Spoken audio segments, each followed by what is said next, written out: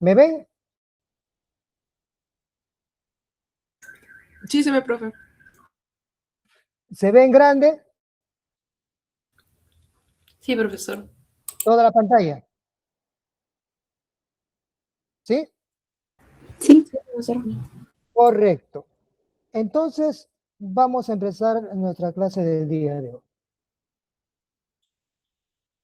Para poder estar dentro de nuestro contexto, recordaremos que dijimos en algún momento que todo nuestro trabajo en el laboratorio es la transformación de una muestra, de un tejido, de un órgano, en un preparado histológico. Y para llegar a ese propósito, teníamos 5 pasos fundamentales. La toma de muestra, que significaba la preservación de las características morfológicas del tejido. Perdón, la selección del objeto de estudio. Segundo, la fijación, que significaba la preservación de las características morfológicas del tejido. Tercero, la inclusión, que nos permitía darle consistencia al tejido. 4, la microtomía, que nos permitía hacer secciones muy finas, muy delgadas en el orden de las micras. Y quinto, la coloración, que nos permitía la distinción entre las estructuras. Eso es la coloración, el permitirnos reconocer las estructuras del tejido. Porque cuando nosotros vemos un tejido, y este tejido que les estoy presentando, es un tejido que ha sido incluido en parafina, ha sido seccionado con el microto, ha sido desparafinado, ha sido hidratado y de esa manera lo hemos colocado en el microscopio. Vale decir, no tiene ningún tinte, ningún colorante, ningún compuesto que le permita definir las estructuras. Y como quiera que las estructuras en los tejidos tienen un índice de refracción muy parecido, pues no se puede distinguir las estructuras unas de otras. Así aquí ustedes pueden definir dónde está el núcleo, dónde está el citoplasma, si esto es un linfocito, si esto es una célula epitelial, si esto es una célula neoplásica, no podemos. Quizás nos podamos dar una idea si es que nosotros bajamos el condensador y ahí hay una suerte de contraste que se puede hacer con la luz y las zonas algo opacas que pueda tener el tejido y quizás nos pueda dar una idea de frente a qué tejido estamos. Pero hasta ahí nada más. No podríamos definir, por ejemplo, si hay células neoplásicas o no, porque es una cuestión ya mucho más eh, fina de poder definir. No podríamos decir si hay células displásicas, que son células precancerosas. Es más, ni siquiera podríamos decir si hay células inflamatorias. Y en ese sentido, entonces, primero, no podríamos decir qué órgano es, y segundo, el patólogo no podría decir frente a qué patología está. Por eso es importante siempre darle color a las estructuras, darle color, de alguna manera para poder definir frente a qué tejido estamos. Sea más saltante o menos saltante el color, pero ese color, esa diferencia de coloración de las estructuras nos va a permitir definir frente a qué cosa estamos. ¿De acuerdo? Y para eso, lógicamente, usamos colorantes y coloraciones, ¿no es cierto? Que ha sido objeto de la clase pasada. ¿Sí? Y si yo le digo, por ejemplo, ¿qué es un colorante? ¿Qué me dicen ustedes? La solución que permite Nombre, nombre, Jaimes. apellido Jaimes. Sí, Correcto, dime Jaimes. sí, la solución que permite teñir las estructuras que tienen componentes químicos para que los ayuden a fijarse a las estructuras que deseamos estudiar, ¿Qué es fijarse? que se puedan adherir, que puedan penetrar a los tejidos. ¿Es un buen término el aplicar el término de fijarse cuando hablamos de coloración? No, porque fijarse es Entonces, el primer paso, de los primeros pasos. Ujú. correcto. Entonces, no hay que emplear ese término. ¿Qué es un colorante nuevamente? ¿Alguien más? Yo, profesor. Nombre. Jasmine. Ya, ok. Nombre. Jasmine Mesa Guamán. ¿Perdón? Plasmi Mesa Guamán. Mesa Guamán, ¿ya? ¿Te escucho? El colorante es una sustancia que confiere color a otro cuerpo. En este caso va a ser el tejido que queremos colorear. Correcto. Pero primero, un colorante es una sustancia que tiene color y que ese color le confiere alguna estructura en particular en el tejido. ¿Correcto? ¿Sí? Sí, profesor. Correcto. Ahora bien, ¿por qué una sustancia llamada colorante tiene color? Otra persona, nombre y me dice la respuesta. Ya, profesor. No, Pacheco apellido. Guillén. Pacheco Pacheco. Guillén. Correcto. Dime Pacheco. Ya, bueno, poseen una estructura que se llama cromóforo que brinda el color. Que es el causante del color. ¿Alguna Ujú. otra característica más? Bueno, también presentan auxócromos que hacen que se vuelvan más específicos. ¿A qué te refieres cuando dices que se vuelvan más específicos? Por ejemplo, que le dé más intensidad dependiendo de la estructura. ¿Alguien más que quiera participar respecto a la molécula colorante?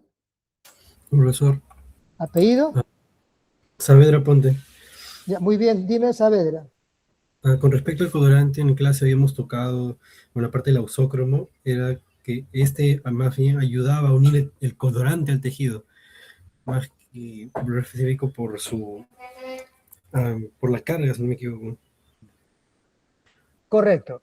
Entonces, en resumen, un colorante es una sustancia que tiene color gracias a que tiene un grupo químico llamado cromóforo, que es el generador de color, y que además esa sustancia es capaz de unirse a una estructura en el tejido gracias a un radical llamado ausocromo, que le da además el carácter al colorante, ácido o básico, tenga carga negativa o carga positiva respectivamente.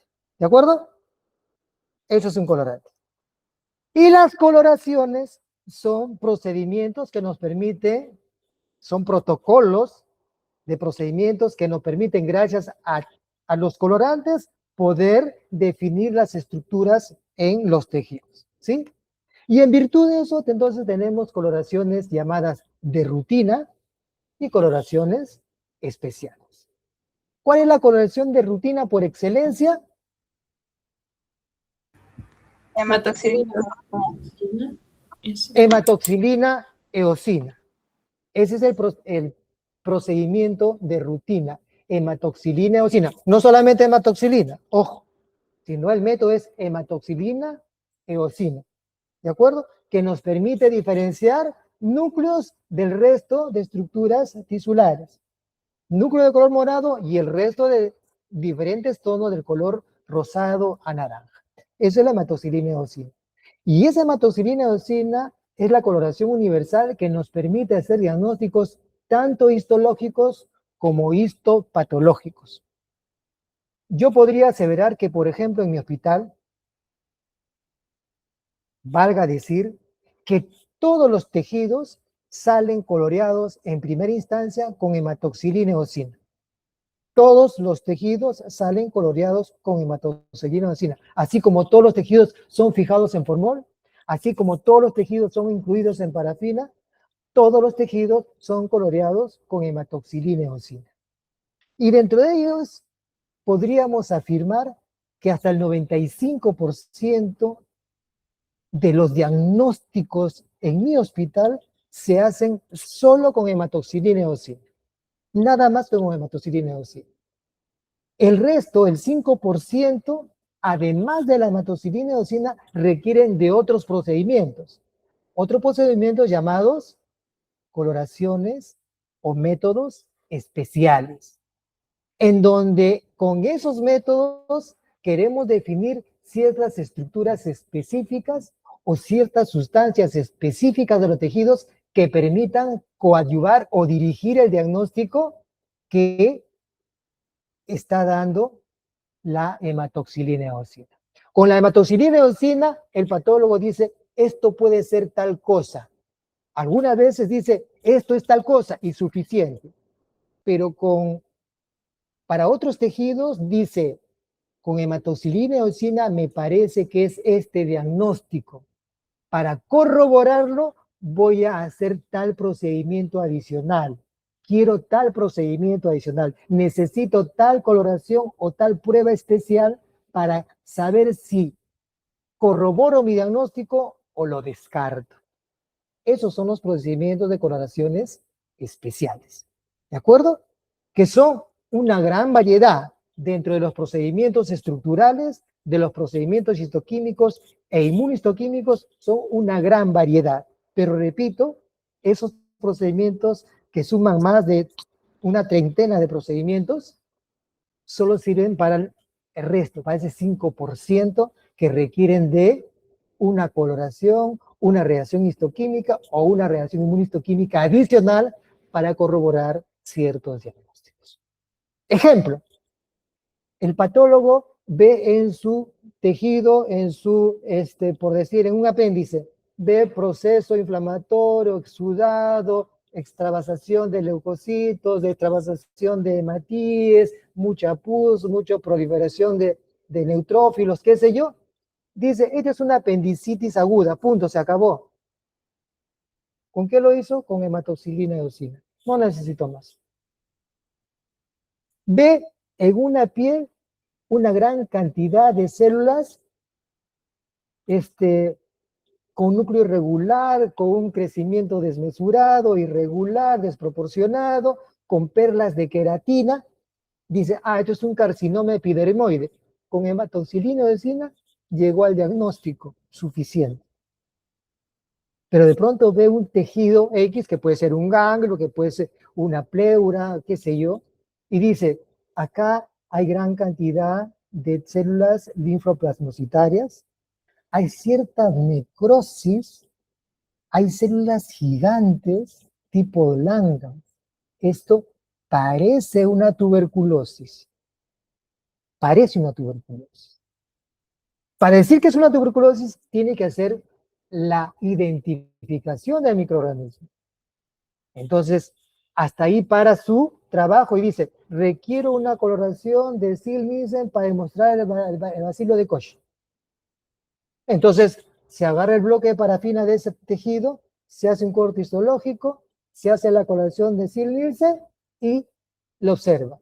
Si encuentra el bacilo, sí, diagnóstico, tuberculosis ganglionar, tuberculosis de pleura, qué sé yo, de lo que fuera. Si no encuentra el bacilo, no puede decir que hay tuberculosis. Dirá proceso inflamatorio granulomatoso tipo tuberculosis. ¿Se dan cuenta? Entonces, para eso necesitamos las coloraciones especiales, que como les decía, son una gran cantidad de procedimientos. Pero la pregunta es, ¿habrá otra forma o solamente con las coloraciones se puede definir ciertas estructuras o ciertas sustancias que queremos encontrar en los tejidos? No, hay otros procedimientos. Dentro de ellos, el depósito de metales, más conocido como impregnaciones metálicas. Dentro de las impregnaciones metálicas, el metal más comúnmente usado es la plata, por eso hablamos de impregnaciones argénticas. Pero también se puede usar oro, osmio, como métodos realmente metálicos. Algunos autores dicen que también se puede utilizar el cobre, el hierro, etc. Si bien es cierto, hay procedimientos donde se utiliza el cobre como método, como reactivo, para identificar ciertas sustancias, o se utiliza el hierro para identificar ciertas sustancias, lo cierto es que yo no conozco ningún método donde el hierro o el cobre se precipiten como metal, así como lo hace la plata. En estos casos de cobre y hierro, se forma una sal de cobre que tiene un color específico, o se forma una sal de hierro que tiene un color específico. Pero que precipite como metal, realmente no conozco. Por eso, esto de cobre y hierro habría que ponerlo con signo de interrogación. Pero sí, tanto la plata como oro y el osmio, ellos sí precipitan como metales dentro del tejido para el propósito de su reconocimiento de ciertas estructuras, de ciertas sustancias.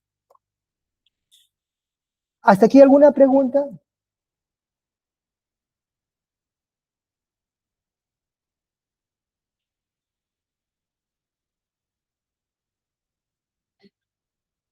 A ver, en la plataforma se les ha puesto algunas preguntas.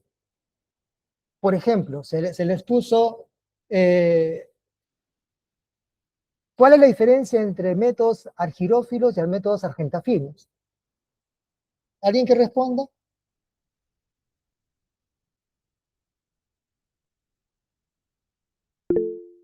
¿Quién? ¿Apellido? Cortés Guamán. A ver, Cortés, dime. Bueno, usted habló sobre la diferencia entre métodos argirófilos y argentofinos, ¿no? Sí, Bueno, argirófilos son esto como... Básicamente vamos a teñir estructuras que supuestamente necesitan a un agente reductor externo para que estas puedan... para que la plata se precipite y se vuelva visible. Y en el caso de las argentafines, las estructuras mismas pueden hacer este proceso. Sin ninguna- correcto, correcto. Muy bien, Cortés. Esa es la diferencia. Las impregnaciones argénticas pueden dividirse en argilófilas y argentafinas. En una impregnación argéntica lo que buscamos es que esas, o no que buscamos, sino ciertas estructuras tienen, como vamos a ver más adelante, tienen afinidad por la plata. Ciertas estructuras tienen afinidad o se le forma la afinidad por la plata. Y esa plata puede reducirse por el propio proceso dentro de la reacción con la sustancia objeto de estudio, y a eso se le llama argentafinidad. Cuando esa plata, al asociarse con el objeto de estudio, se adhiere a él y se reduce como plata metálica. Eso es argentafinidad. Otros procedimientos, otras sustancias, otras estructuras también se asocian a la plata, quedan atrapadas en esa estructura, pero esa plata no se visualiza porque esa estructura no tiene la capacidad de transformar la plata metálica negra. Entonces, en esos casos se requiere un agente reductor externo. Yo le agrego el agente reductor. Y una vez que le agrego el agente reductor, recién la plata que está asociada a la estructura se precipita in situ a plata metálica negra, que es lo que visualizamos al final. A eso se llama argilófilo. Muy bien, sigamos entonces.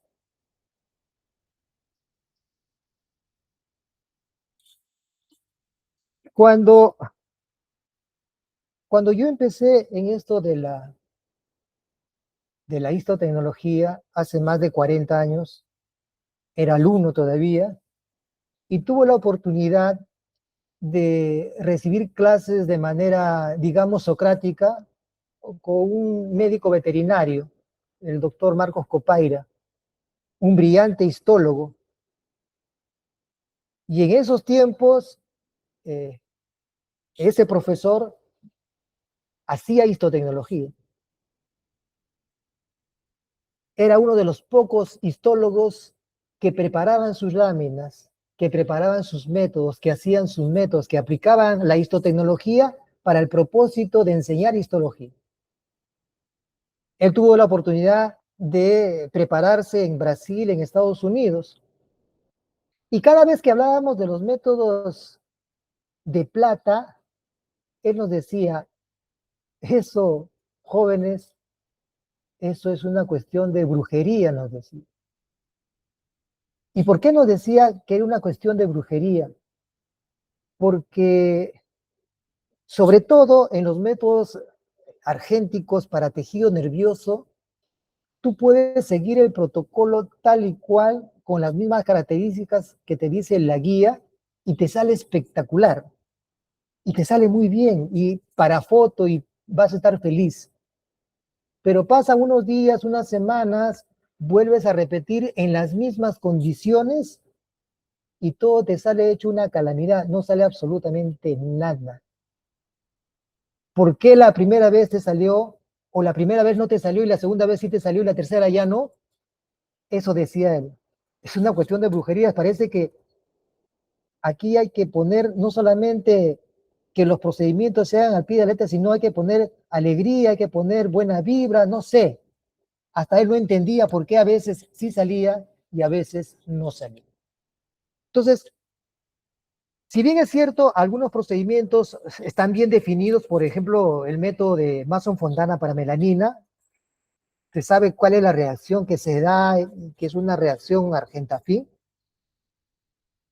Para otros es casi imposible decir qué es lo que está pasando, quiénes están reaccionando y por qué ahora sí te dio y pasado no te dio. Por ejemplo, lo que sucede en las impregnaciones argénticas. Realmente es un misterio, como dice algunos autores.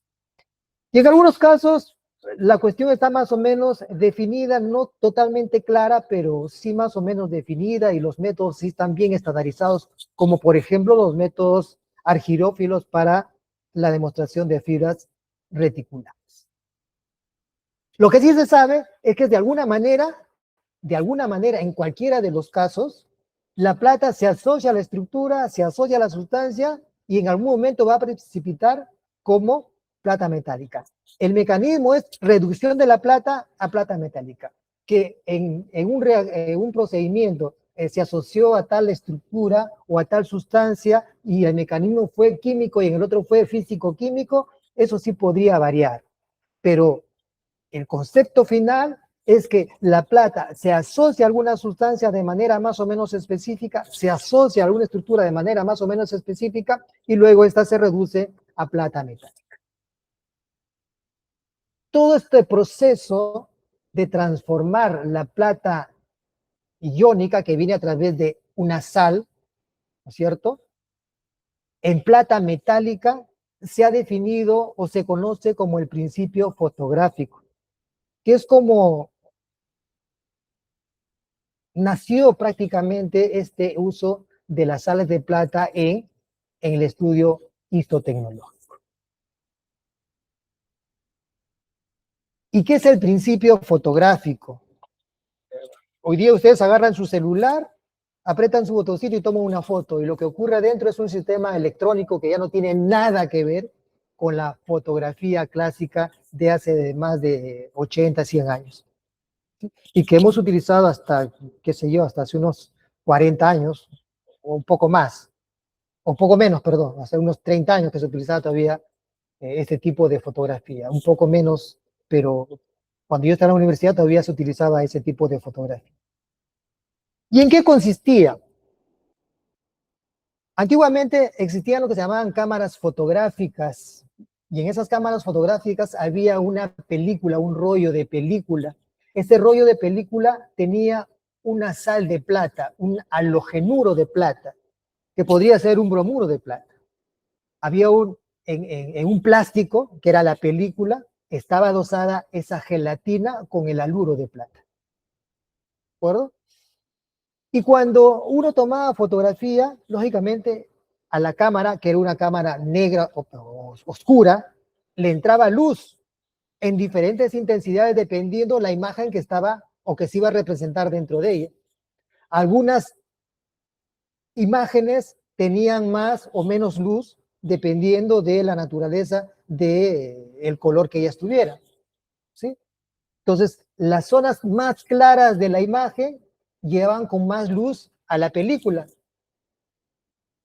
Y las zonas más oscuras de esa imagen que se estaba tomando llegaban con menos luz a la película. ¿Y la luz qué hacía? Sencillamente la luz impactaba sobre esa película, sobre esas moléculas de halogenuro de plata y las sensibilizaban, las excitaban, las hacían una plata latente, una plata sensibilizada, una plata excitada. ¿Sí? Eso es lo que ocurría. Posteriormente, esa película pasaba un proceso de revelado, se llamaba. Entonces uno la llevaba a las casas fotográficas y quiero que me revelen este rollo de película, decía. Entonces, en esas casas le dabas el rollo y lo sometían a diferentes químicos. Uno de los químicos era el revelado. ¿En qué consistía? En que esa plata sensibilizada era reducida a plata metálica y lógicamente precipitaba sobre el plástico ese. Entonces, la zona donde había habido mayor luz, o sea, las zonas más claras de la imagen, precipitaban más plata, por tanto se veía un lugar negro. Y aquellas zonas donde había entrado menos luz, lógicamente menos plata excitada y menos partículas de plata precipitadas. Entonces, de esa manera resultaba un negativo. ¿Sí? El pelo de una persona que es negro habitualmente, en el negativo sale claro. ¿Por qué? Porque el negro no emitió muchas haces de luz a la película y por tanto pocas moléculas de plata se excitaron. En cambio, el rostro, que era de una persona clara, sencillamente iluminaba mayor cantidad, irradiaba mayor cantidad de haces luminosos que llegaban a la película, y entonces sensibilizaban a mayor cantidad de moléculas de haluro de plata. Y cuando había el proceso de reducción, entonces más plata se reduce acá y más zonas negras vemos acá. Ese es el principio fotográfico. Lo mismo que ocurre en un tejido, ¿no? La plata le agregamos al tejido, la plata toma contacto con la estructura, se sensibiliza y posteriormente nosotros esa plata sensibilizada la reducimos a plata metálica. Este para que vean cuál es la imagen real y el negativo. Yo tomo una fotografía de esto y esto ilumina más, excita más plata y más plata se reduce a plata metálica, negra. Y las zonas oscuras están transmitiendo menos cantidad de luz, menos moléculas excitadas y pocas moléculas reducidas, se ve entonces todo claro. ¿Sí? ¿Hasta aquí está quedando clara la idea?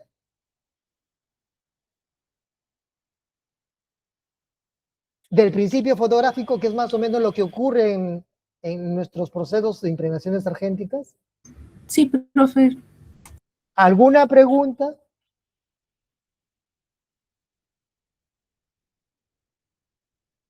Nada. Entonces lo que les decía, ¿no? Tenemos una película o papel, dependiendo lo que quiera hacer, que está cubierto con una gelatina con el haluro de plata. Habitualmente bromuro de plata, pero podría ser cloruro de plata, podría ser yoduro de plata. ¿Sí?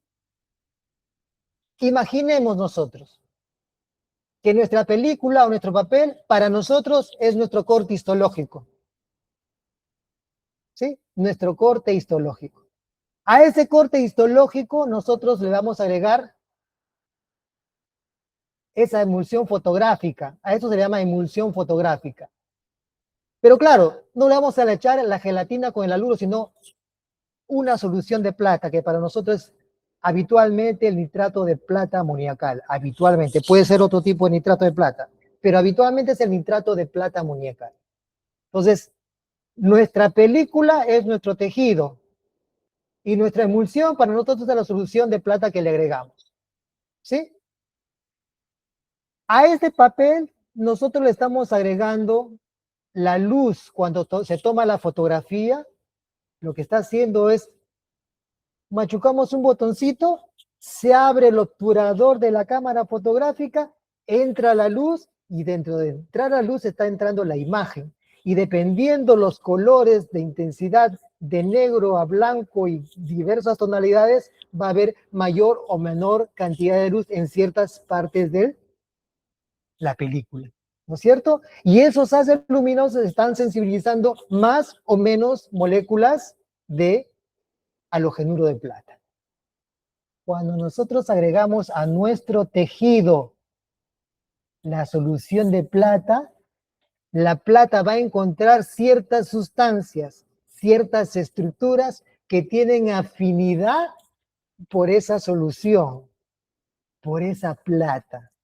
Y entonces, aquí, cuando nosotros le damos luz a la película, ¿qué estamos haciendo con la plata? La estamos sensibilizando, la estamos excitando. ¿Qué hacemos cuando nosotros agregamos nuestra solución de plata a nuestro tejido? ¿Qué estamos haciendo? Lo estamos sensibilizando, lo estamos excitando. Hasta ahí estamos comparando lo que hay en una película fotográfica y lo que nosotros podemos estar haciendo con nuestro tejido. ¿Sí?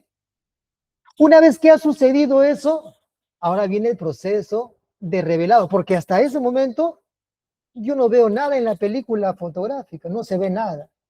Así como no veo nada tampoco en mi corte histológico. ¿Qué tengo que hacer? Revelarlo. ¿Sí? Revelarlo.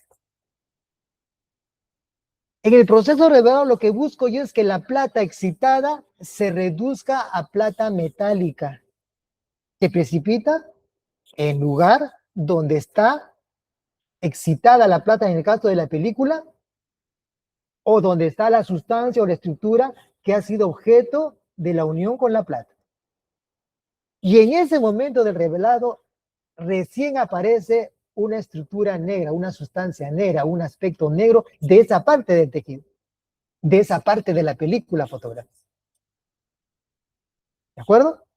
Y ya, ahora sí, ya hay un color negro. Listo. Ya podemos visualizar. ¿Listo? ¿Cuál es la parte final? Antiguamente, después del revelado, sencillamente sacaban la película y mostraban, ya está la estructura negra, partes y lo negativo que les he mostrado hace un rato. Pero con el tiempo, como quiera que la plata en la gelatina, esa que no había sido excitada, todavía estaba ahí, como ya le está dando la luz constantemente, porque ya salió fuera de su cámara, le está dando la luz, la plata se está excitando, como está expuesto mucho tiempo, esa plata se va oscureciendo, y a las finales toda la película se vuelve negra. Lo que antes había una imagen de una cara, todo se volvió negro con el tiempo. Entonces se decía que esa película se ha velado y por tanto ya no sirve para sacar un positivado de esa negativa. ¿Por qué? Repito, porque la plata que no se había reducido, todavía permanecía ahí, no se había eliminado. Entonces se creó un nuevo paso que ellos llamaron fijado, pero nosotros no le vamos a llamar fijado, sino le vamos a llamar estabilización. ¿En qué consistía esta estabilización del negativo? ¿En qué significaría esa estabilización de nuestra impregnación argéntica? Cuando nosotros agregamos la plata a nuestro tejido, lógicamente que la plata se une a las estructuras que nosotros queremos, pero algo de plata queda por ahí atrapado en el tejido, que no está excitada, pero que está atrapada. Si nosotros no la eliminamos con el tiempo, esa plata también se va a reducir a plata metálica y nuestro tejido también se va a volver negro. No vamos a poder diferenciar las estructuras. Por tanto, ¿qué hay que hacer? Hay que eliminar esa plata residual que no se ha precipitado. Eliminamos la plata que no fue reducida. ¿Con qué lo hacemos? Con el tiosulfato de sodio. Tanto en las películas como en nuestro tejido, nosotros vamos a usar tiosulfato. ¿Qué hace el tiosulfato? Solubiliza esa plata, esos haluros de plata, en el caso de la película fotográfica, los solubiliza y los hace perder, que se vayan, que se laven, que se pierdan, que ya no estén. De tal suerte que ese negativo va a perdurar por mucho tiempo sin que le pase absolutamente nada. Vamos a tener ese negativo tal y cual lo hemos visto en primera instancia. Lo mismo ocurre con nuestro tejido.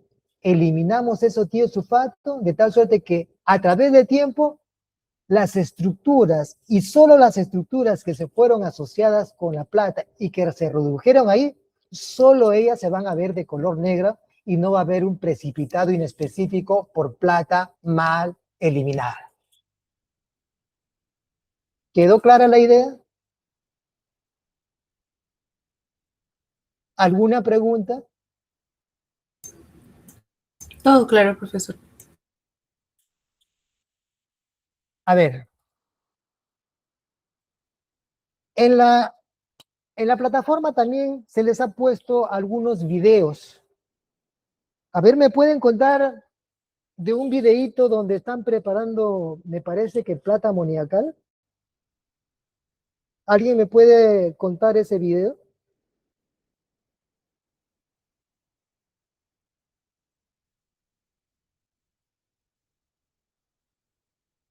Hay una persona ahí que está con un beaker, con una solución de plata, luego agarra un balón, vierte la plata al balón, y no sé qué empieza a hacer ahí. ¿Han visto ese video? Hay 3 videos ahí, si mal no recuerdo. O 3 o 4 videos.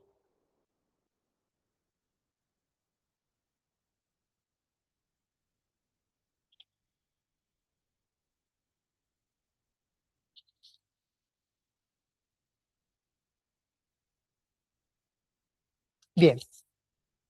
Hace un momento, entonces decíamos que las impregnaciones argénticas, y ustedes es objeto de pregunta en la plataforma,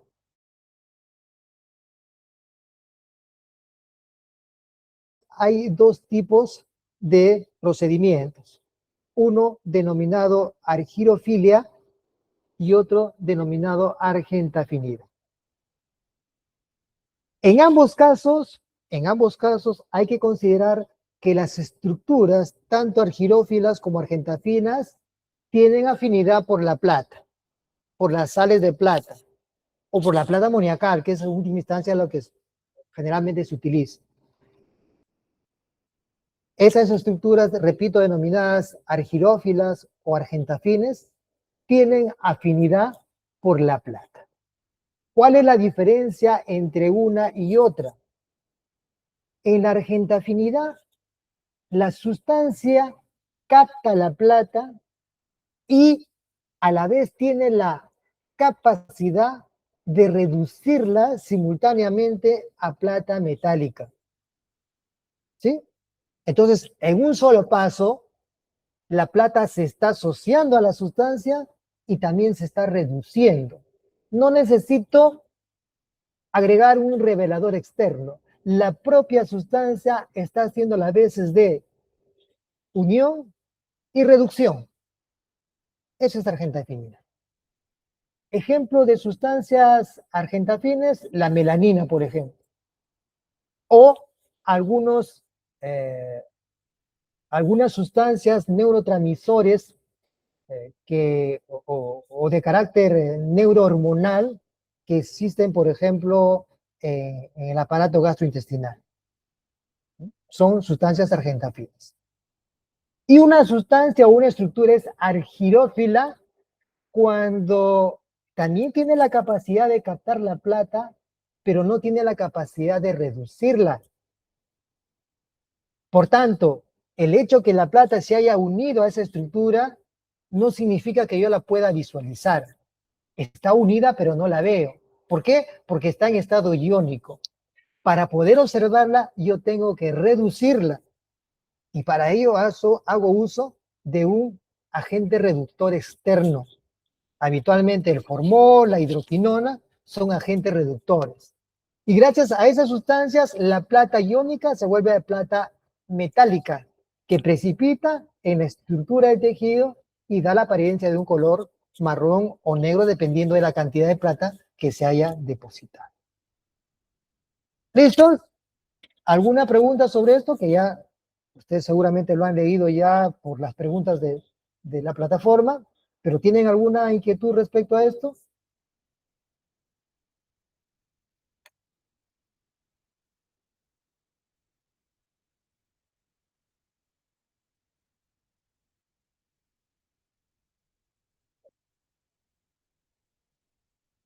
Un ejemplo de sustancia argentafín es la melanina, ¿de acuerdo? Normalmente nosotros A ver, vamos a ver una cosita aquí. Si les pregunto, ¿qué tejido es este? ¿Qué me dicen?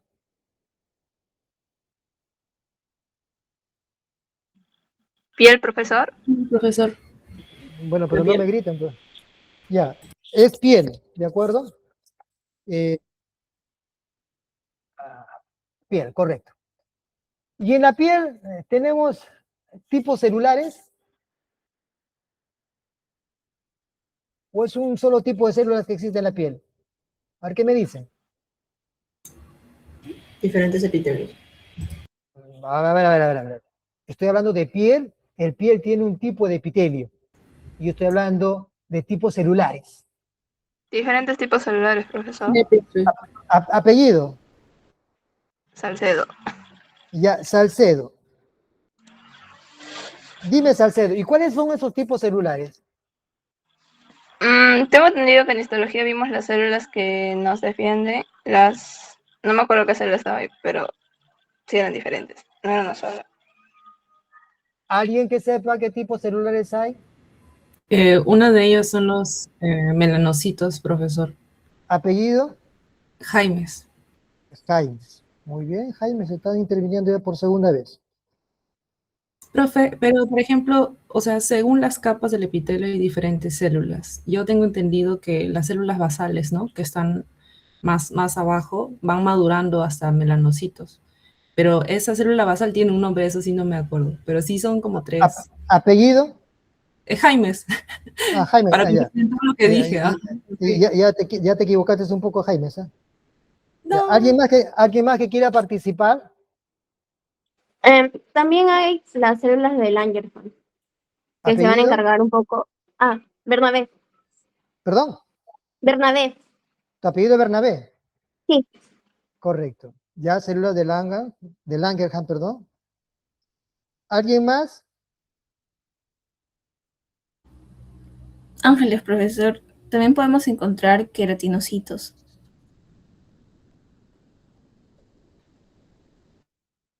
Queratinocitos. ¿Alguien más quiere participar? Hable. Las células de Merkel, profesor. ¿Apellido? Moreno Pío. Moreno. Muy bien.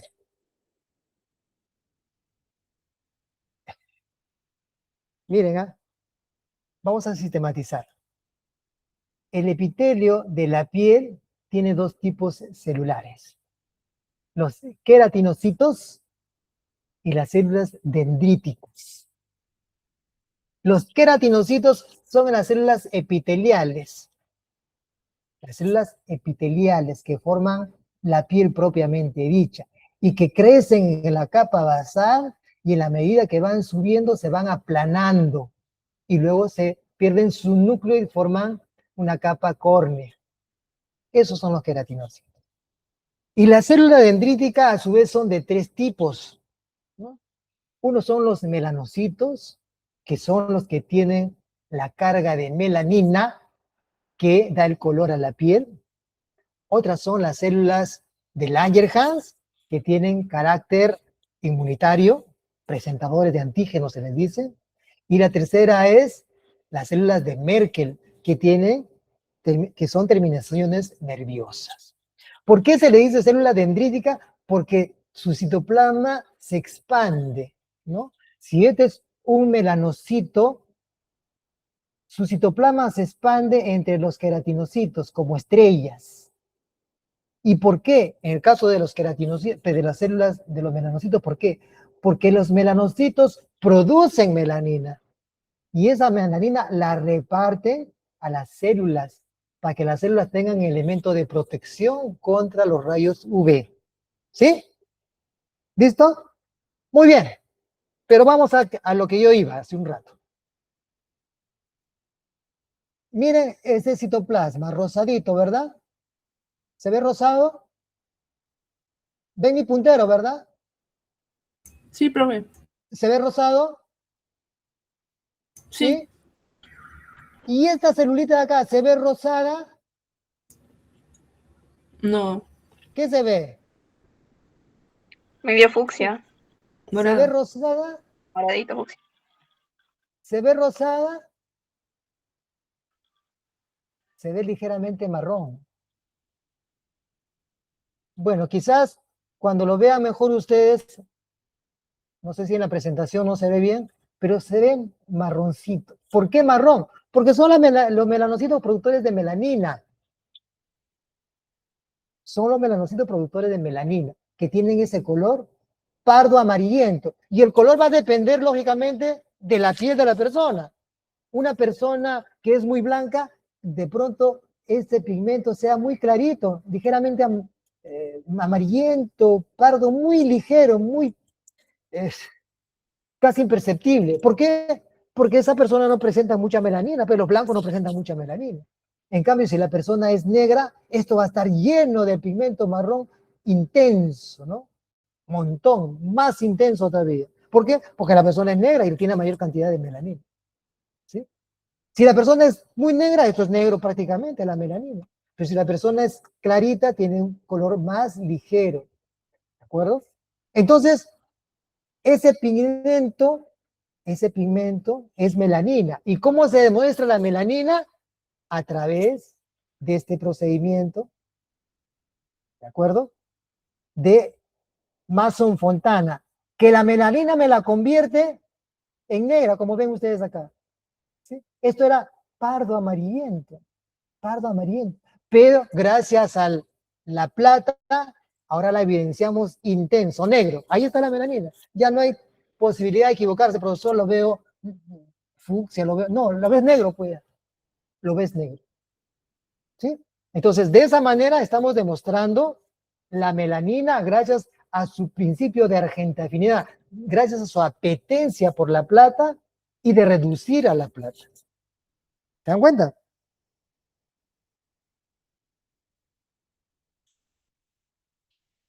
Entonces, alguien dirá, profesor, pero si yo sé que eso es melanina, ¿para qué tengo que demostrarla? ¿Cuál es la naturaleza, no? Claro, aquí de pronto no es necesario demostrarla, o si la demuestro es para cuestiones docentes, ¿no? Didácticas, para que, mira, ¿sabes qué? Esto es melanina y con este método, mira cómo se está poniendo negra y te demuestro, pues, ¿no? Pero desde el punto de vista patológico también es aplicable, porque aquí es normal, pero ¿qué pasa si este pardo amarillento lo encuentro acá abajo? O si este pardo amarillento lo encuentro en un ganglio. En Cáncer. un ganglio habrá melanina. No. No, ¿verdad? Y entonces, ¿por qué en un ganglio tendría que haber una célula con pigmento pardo amarillento? Melanoma, tal vez. Puede ser una metástasis, ¿verdad? Puede ser, digo yo, porque no es el único pigmento en nuestro tejido que tenga esa apariencia de pardo amarillento. Hay otros más. Por tanto, no es lo mismo que ese pigmento pardo amarillento en el ganglio sea lipofucsina, que es un pigmento de desgaste, que sea melanina, en cuyo caso sería una metástasis de un melanocarcinoma.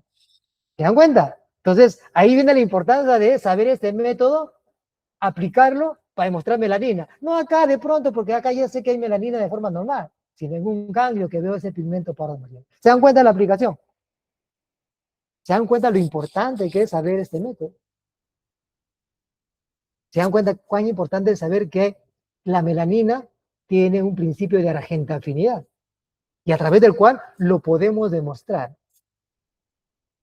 ¿Sí? Acá lo ven mucho mejor, ¿no? ¿Ven este acá? Pardo, marroncito, marroncito, más marroncito, ¿no? Inclusive se ve de aspecto granular acá, no se ve homogéneo, sino granular. ¿Sí? Esta es la melanina que aquí es normal, pues. En el epitelio, en la piel, es normal, pero no en el ganglio. Si que fuera en el ganglio, no en el ganglio, ahí no. Ahí está porque es una metástasis. Y hay que definir qué es una metástasis demostrando que es melanina. Y si no, podría ser otra cosa también. ¿Sí?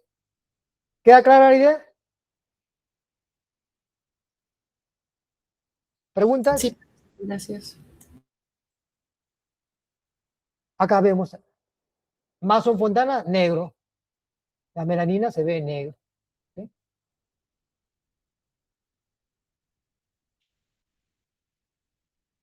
Esta es una metástasis, por ejemplo.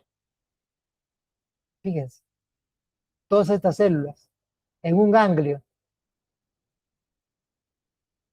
Células inclusive con un crecimiento desordenado, con un núcleo atípico y con gran producción de melanina. La melanina con Mason Fontana de color negro es una metástasis de un melanoma, de un melanocarcinoma.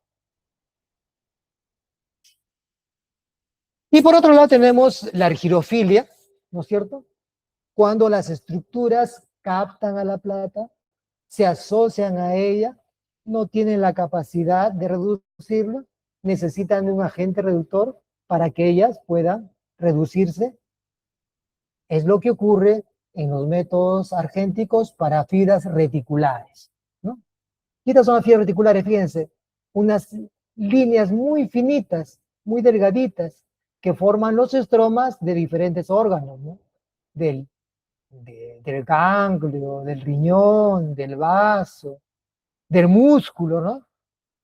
Estas fibras reticulares forman el sostén, el estroma de esas estructuras, ¿sí? O también hay procedimientos de argentafinidad inducida. Por ejemplo, los hongos, si yo agrego una solución de plata en los hongos, no ocurre absolutamente nada. Pero yo puedo, a través de un proceso previo, formar grupos químicos en las paredes de los hongos para que tengan afinidad por la plata y ellas puedan reducirlas a la vez. ¿Sí? Entonces, yo induzco esa formación de grupos en el hongo con un oxidante, ácido crómico, ácido periódico. Y esos grupos químicos formados, sometidos a una solución de plata, ¿no es cierto? Esa plata es captada y reducida. Entonces, hay un tipo de argentafinidad inducida. El hongo no tenía la capacidad de captar la plata, pero yo he formado esos grupos para que tengan ese propósito, de captar y de reducir la plata. ¿Listos? ¿Alguna pregunta?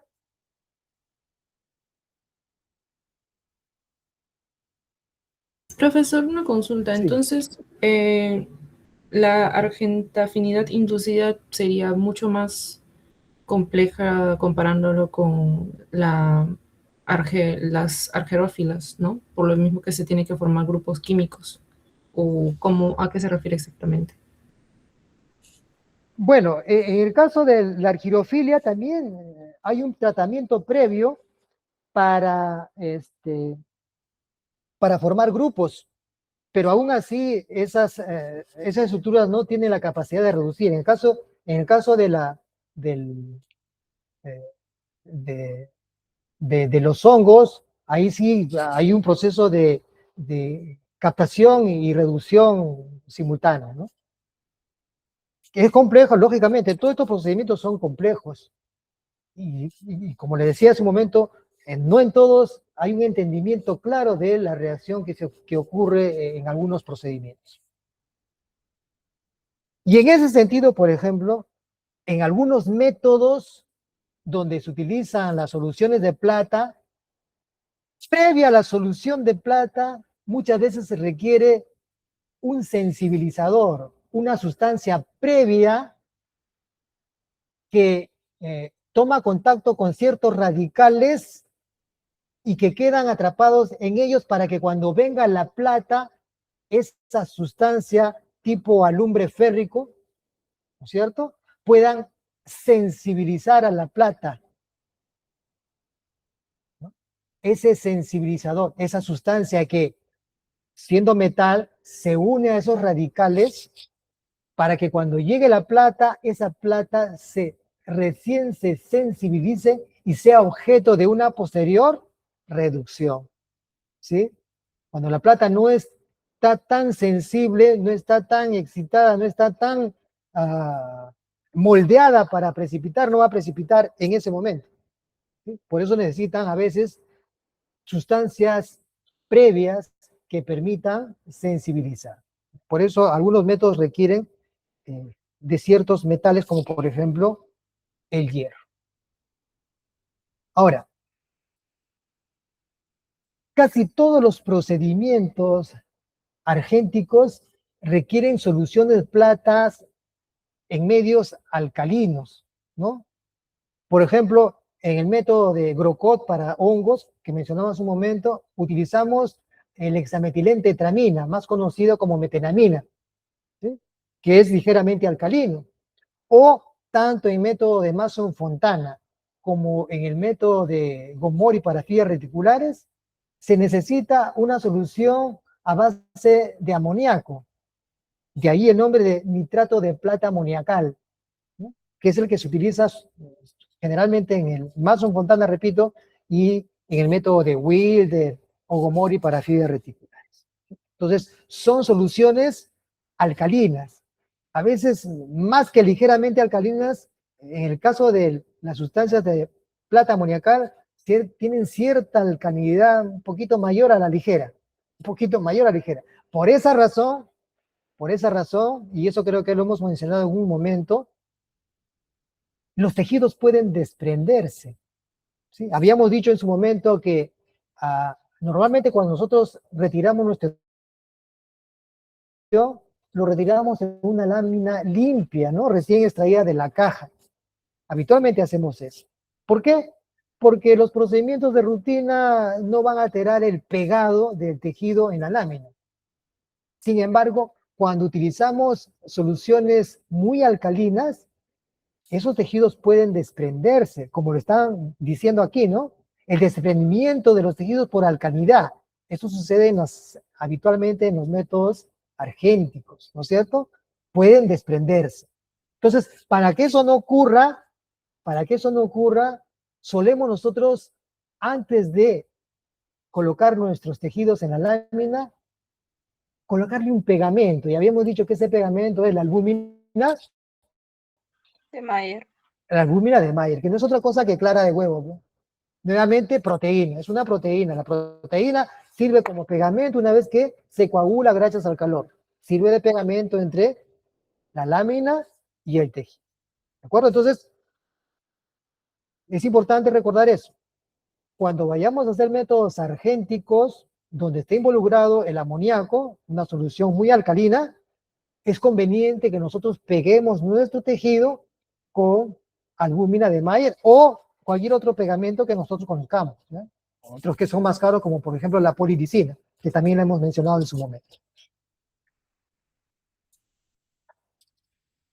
Entonces la argirofilia funciona en el caso de los métodos para fibras reticulares, ¿no es cierto? Pero también para las impregnaciones de tejido nervioso, que estos, los de tejido nervioso, son los más difíciles y lo que les decía que pareciera cuestión de brujería, como mencionaba mi profesor, ¿ya? Y fíjense ustedes, tan brujería es, ¿no es cierto? Fíjense, tan brujería es, que por ejemplo, miren, esto es una neurona multipolar, ¿no es cierto? Estamos dentro de la corteza cerebral. Y una célula piramidal, o perdón, multipolar, la hemos teñido muy bonita, si ustedes se dan cuenta, ¿no? Su soma y sus prolongaciones. ¿Sí? Se ve muy bonito, ¿no? Yo les pregunto, en esa corteza cerebral, ¿solamente una neurona? ¿Solamente una neurona? ¿Y las demás?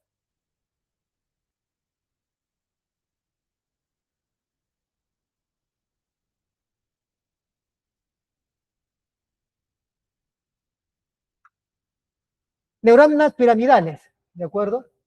Una por acá, una por acá, una por acá, otra por acá. Otra célula por acá. ¿Sí? ¿Y acá qué cosa hay? Esta célula está aislada del resto de la estructura. Al costado de ella no existe nada más? ¿O es que el autor de esta imagen aisló una célula para colorearla? ¿Podrá hacer eso microscópicamente? Ahí está la cuestión de brujería. ¿Por qué? Si en la corteza cerebral, miren ustedes acá, una célula, una otra célula, y estos espacios, ¿qué hay acá? Esta es una corteza celular, mire, está llena de células, llena, sí, también está hematocilina y eosina, ¿no? Cada uno de estos puntitos es de una neurona o de una célula glial, ¿de acuerdo?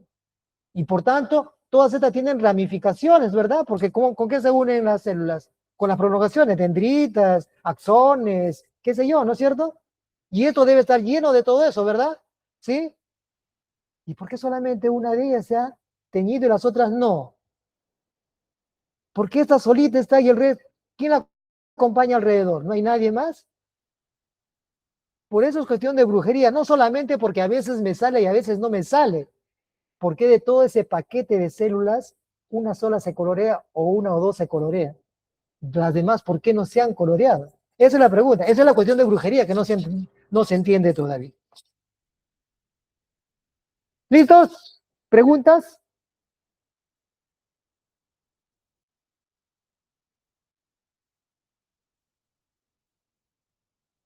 ¿En cómo se llama?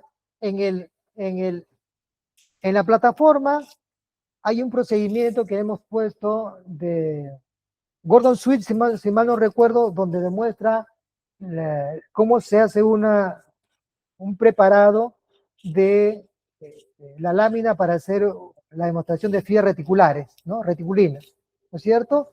Y se ve paso por paso cómo le van agregando cada reactivo y qué es lo que se está produciendo. Y más o menos, acá tenemos una secuencia de lo que está en ese protocolo, ¿no? El primer paso, donde se forman los grupos que le decía, ¿no? La oxidación, gracias al permanganato. Se oxida el tejido para formar ciertos grupos químicos específicos, donde más tarde se va a unir, ¿quién? La plata, ¿verdad? A eso se llama oxidación. Pero cuando se oxida, vean el video, lo pasan por permanganato, el permanganato es una solución oscura, y cuando reacciona con el tejido se vuelve oscuro, ¿no es cierto? Si lo dejo así oscuro, cuando precipite la plata, va a ser un oscuro frente a un fondo oscuro. ¿Va a haber contraste? No. Por esa razón, después de la oxidación, yo tengo que eliminar ese exceso de permanganato, aclarar ese tejido.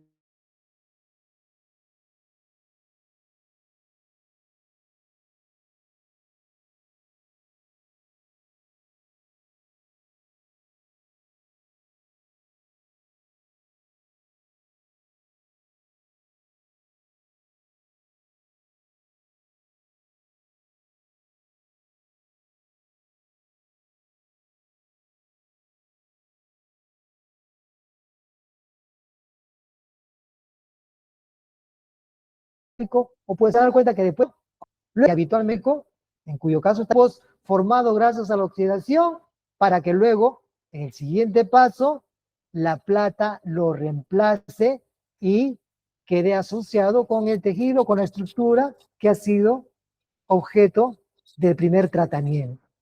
¿Sí?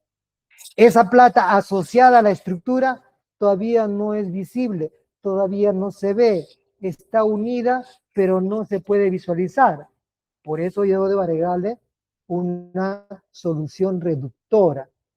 Le decía que puede ser el formol, puede ser la hidroquinona, generalmente más barato es el formol. Una vez que le agregamos el formol, y van a verlo nuevamente en ese video, van a ver, le echa el formol y el tejido se vuelve marrón a negro. ¿Sí? Y listo, ya está, la plata precipitada, eso lo lavo con agua destilada, ya lo puedo llevar al microscopio. Y se ve la estructura marrón, negra, definida. Ya está listo. Y ahí ya puedo pasar al proceso de, y le he puesto a propósito fijación, que es estabilización, ¿verdad? ¿No es cierto? Estabilización. Pero le he puesto fijación para que ustedes lo reconozcan respecto al principio fotográfico. Es estabilización del procedimiento. ¿Qué significa? Eliminar la plata que no se redujo y que podría reducirse con el tiempo ennegreciéndome todo el fondo. ¿Sí? ¿Con qué lo estabilizo? Con tiosulfato de sodio. Ahora bien, aquí hay un paso adicional que se puede hacer. Cuando nosotros precipitamos la plata tiende a verse de un color marrón a negro dependiendo de la cantidad de plata que se haya reducido. Y da un contraste más o menos adecuado. Sin embargo, si yo quiero un contraste mucho más bonito, mucho más definido, le agrego una solución de cloruro de oro. Y el cloruro de oro va a precipitar conjuntamente con la plata. Y en ese momento, el color marrón que tenía el tejido se va a convertir en un color negro azulado, de mucha más riqueza de contraste que el marrón negro que tenía solamente la plata. Entonces, con el cloruro de oro enriquecemos el contraste. ¿Puede o no puede usarse? Eso va a depender si tienen o no tienen plata, pues. Porque si acá les estoy dando plata, no van a querer que también les dé oro, pues, ¿no? El oro es más caro. Con decirle que 1 gramo de cloruro de oro, 1 gramo, solamente 1 gramo, y así venden en las casas comerciales una capsulita donde hay 1 gramo de cloruro de oro, suele costar entre 1.500 a 1.800 soles. 1 gramito. Y más o menos esto es lo que ocurre dentro de el tejido, ¿no? Hay grupos aldehídos donde la plata se va a asociar, esa plata luego se va a reducir a plata metálica negra en el lugar de el depósito. ¿Hasta aquí alguna pregunta? ¿Algo que no haya quedado claro?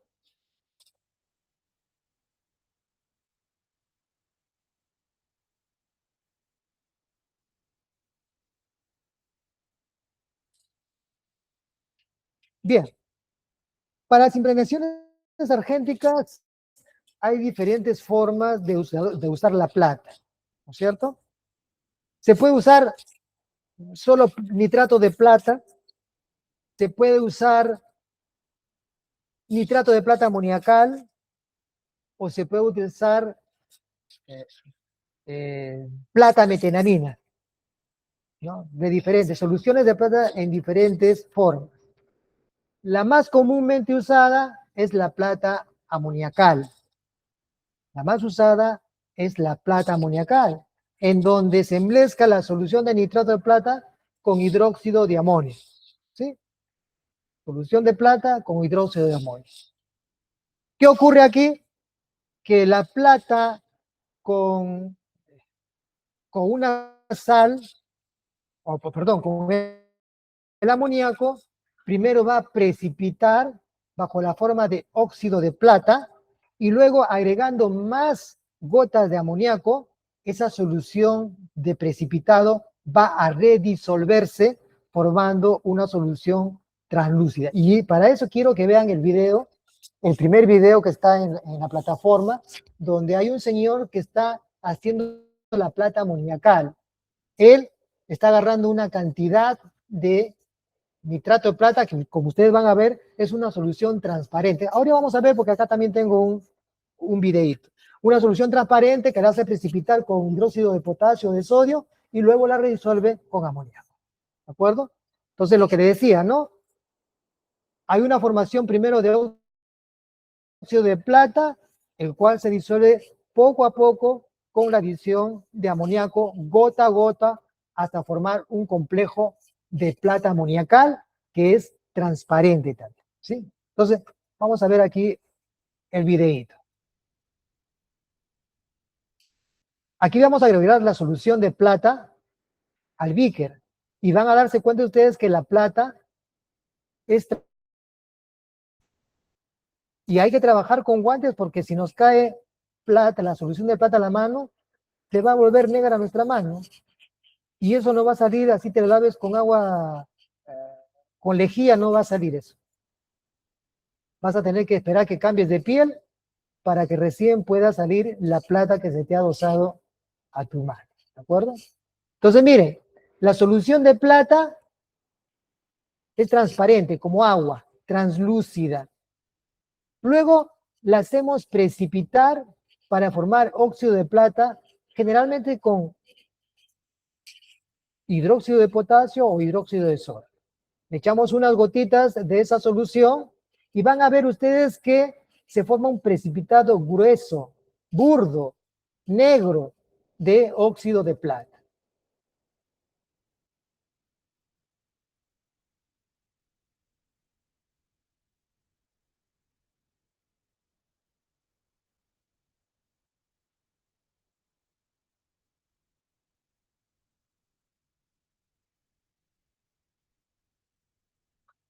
¿Ven lo que se formó? Miren ustedes, está negro, negro, ¿verdad? Ahora lo vamos a ver y se van a dar cuenta que la solución es grumosa y oscura. ¿Se dan cuenta? Miren ustedes, grumosa, ¿no? Espesa, como si fuera una arenilla, ¿de acuerdo? Ahora sí, a continuación le va a ir echando amoníaco, gota a gota, y ustedes van a ver cómo esto se va a disolver.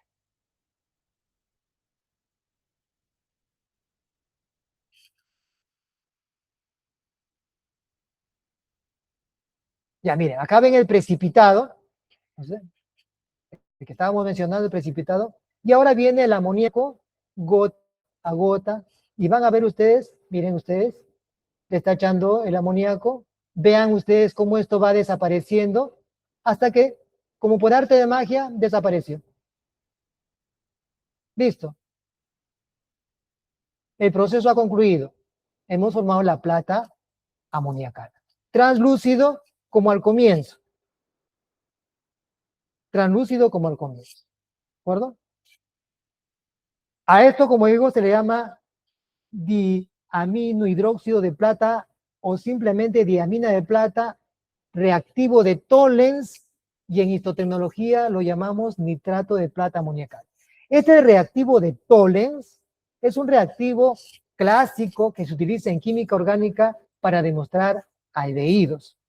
Y este reactivo inclusive diferencia los aldehídos de las cetonas. Ambos son grupos carbonilos. Lo que pasa que los aldehídos son carbonilos primarios y las cetonas son carbonilos secundarios. ¿De acuerdo?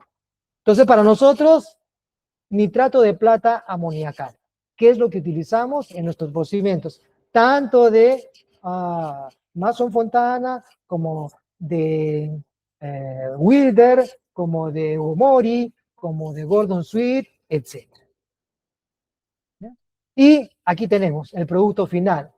La plata amoniacal nos ha permitido demostrar fibras reticulares. Fibras reticulares. ¿Ustedes saben qué órgano es este? ¿Tienen idea de qué órgano es? A mayor aumento. ¿Saben qué órgano es? A menor aumento.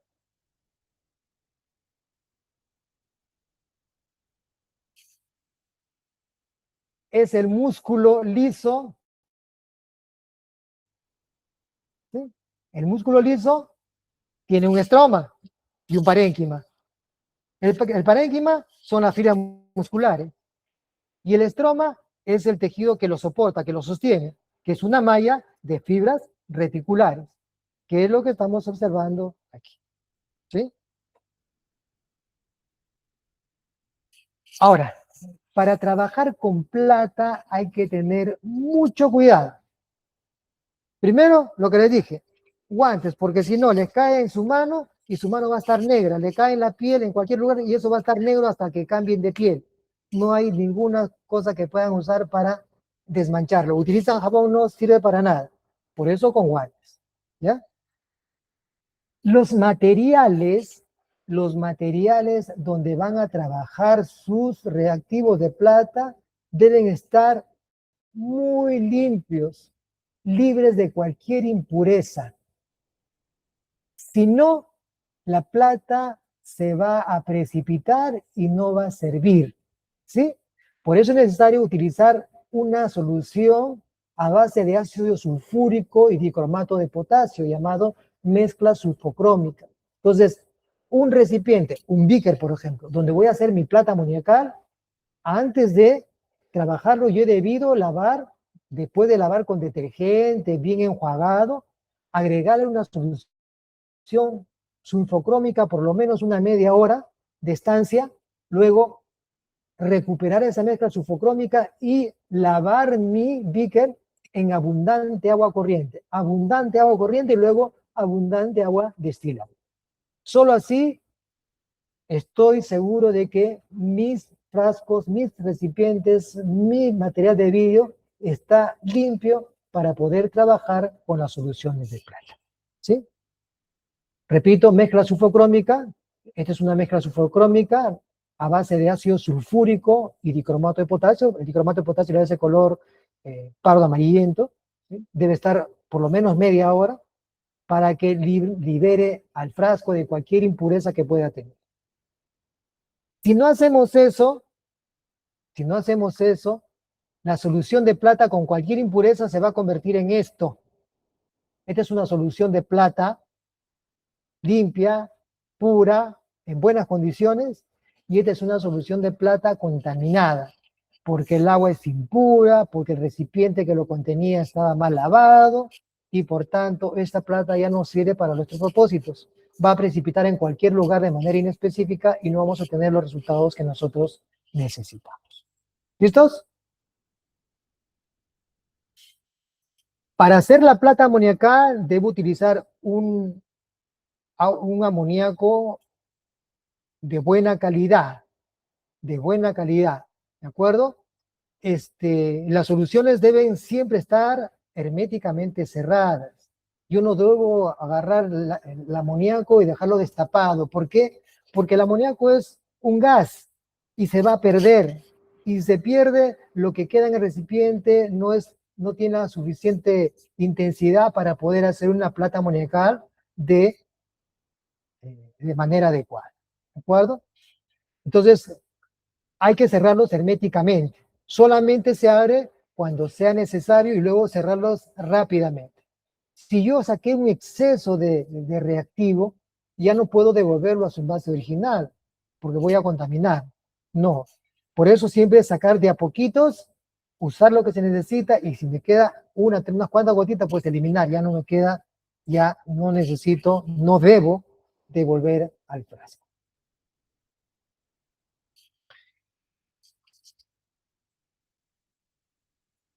Para hacer el óxido de plata, habíamos dicho que antes de redisolver el precipitado con el amoníaco, primero formamos el óxido de plata. Ese óxido de plata lo podemos formar de diferentes maneras. O lo podemos formar con mismo hidróxido de amonio, lo podemos formar con hidróxido de sodio o hidróxido de potasio, o también lo podemos formar con carbonato de sodio, ¿de acuerdo? Con cualquiera de ellos. Lo importante es que después del precipitado que se forma, hay que redisolverlo con el hidróxido de amonio que hemos visto. Así como vieron en la imagen, en el video que les he pasado, el disolver ese precipitado debe ser gota a gota. No voy a echar unos 3 mililitros y agitar, porque de repente le estoy echando demasiado. Y cuando le echo demasiado, la solución se vuelve muy alcalina y ya no sirve. Por eso le echo una gotita y agito para mezclar bien. Le echo otra gotita y agito para mezclar bien. De tal suerte que solo cuando ya se redisolvió totalmente, ahí paro.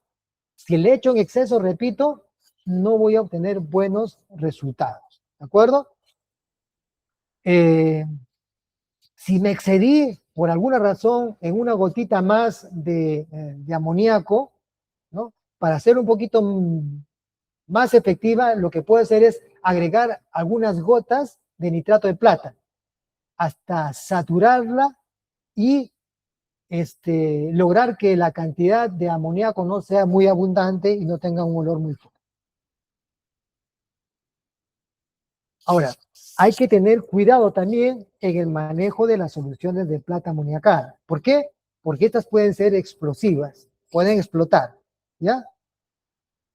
No debemos almacenar las soluciones de plata. Nosotros preparamos siempre la cantidad necesaria que vamos a usar en ese momento. Ustedes van a ver que en el video que estamos presentando ahí, hay una persona que está preparando como, creo que aparentemente como 50 mililitros o un poco más de solución de plata, ¿no? Yo espero que sea para utilizarla en ese momento, ¿no es cierto? Lo ideal es preparar solamente la cantidad que vas a usar.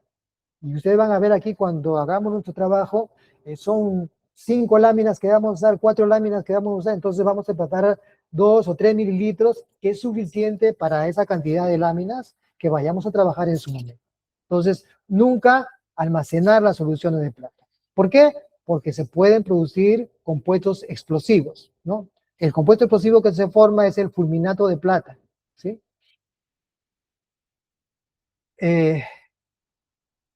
Ya les dije ya, no echar mucho hidróxido de amonio. El olor final debe ser muy bajito, poco perceptible. Y cuando se forman espejos, capas tipo espejo, esa forma puede contener la parte explosiva de la solución. El hecho que yo refrigere la solución no me garantiza que el producto no vaya a explotar, porque se han reportado casos donde la solución explotó dentro de una refrigeradora.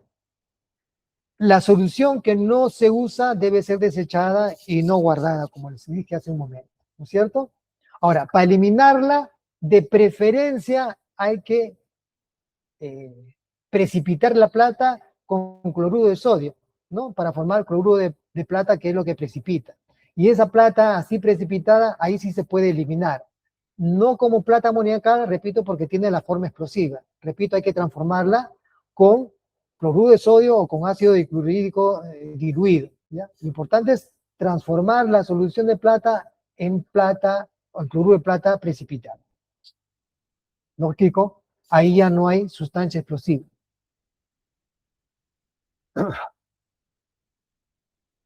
¿Hasta aquí alguna pregunta?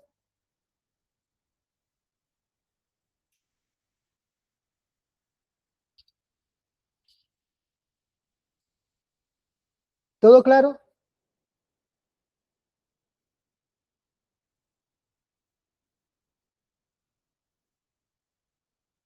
Bueno. Entonces, dentro de otras impregnaciones no argénticas, tenemos las que son a base de oro, a base de osmio, ¿de acuerdo? Oro, osmio, como le dije hace un momento, yo puedo dar fe que estos dos metales sí forman precipitados metálicos dentro de los procedimientos donde se utilizan. Sin embargo, si bien es cierto, hay procedimientos, como le dije hace un momento, donde utilizan hierro y donde utilizan cobre, estos forman compuestos coloreados bajo la forma de sales, no bajo la forma del metal, que sí es lo que se forma en una impregnación argéntica, que sí es lo que se forma en una impregnación áurica, y sí es lo que se forma en una impregnación a base de osmio. ¿De acuerdo? Como ejemplo tenemos la impregnación áurica de Cajal, ¿de acuerdo? Que presenta una neuroulia, ¿sí? Y una impregnación con osmio, ¿no? en un corte de nervio, donde se ven los cortes transversales de los axones que han captado el osmio y han sido reducidos como osmio metálico, ¿sí? Y de esa forma se puede apreciar estas sustancias. Entonces, no me explayo más en estos procedimientos áuricos ni de osmio porque son poco utilizados, son muy costosos, no son tan reproducibles y no son de tan aplicación tan continua como sí son los métodos de impregnaciones argénticas que vamos a desarrollar en su momento en nuestras prácticas. Por ejemplo, en este capítulo o en este curso vamos a hacer hasta 2 impregnaciones argénticas. la impregnación sargéntica para fibras reticulares de Gomori y vamos a hacer la impregnación argéntica de Grocott para la demostración de hongos. Y en el siguiente curso también vamos a hacer dos impregnaciones argénticas, una para la demostración de melanina, el método de Mason-Fontana, y el método de von Cosa para la demostración de sales insolubles de calcio. ¿Listos? ¿Preguntas?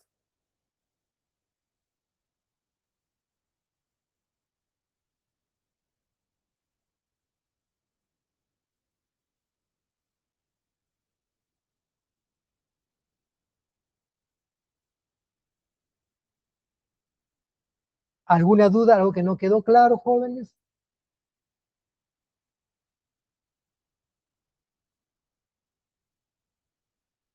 Más que aplausos necesito preguntas yo, para saber que sí saben, que sí aprendieron, que sí quedó algo en ustedes.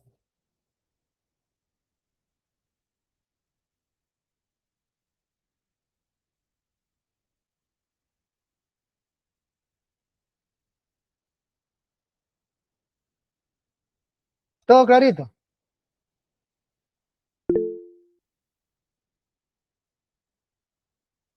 Ok, entonces, si no hay preguntas que hacer y todo quedó claro, entonces terminamos por el día de hoy. La próxima sesión teórica es microscopía. La próxima semana sí ya estoy con ustedes allá en la ciudad universitaria. Y no se olviden que esta semana todavía tenemos a los otros grupos que le queda el método de hematoxilina eosina. Por favor, vengan leyendo que estamos haciendo preguntas ya. La próxima sesión, a partir de la próxima semana, ya tenemos, según lo establecido, los métodos tricrómicos y la demostración, para fibras colágenas y la demostración de fibras reticulares con el método de Gomori. No se olviden además que ya está abierta la plataforma para que hagan la evaluación docente. O sea, no se olviden de eso, que es importante. Listo, jóvenes. Si no hay más que decir,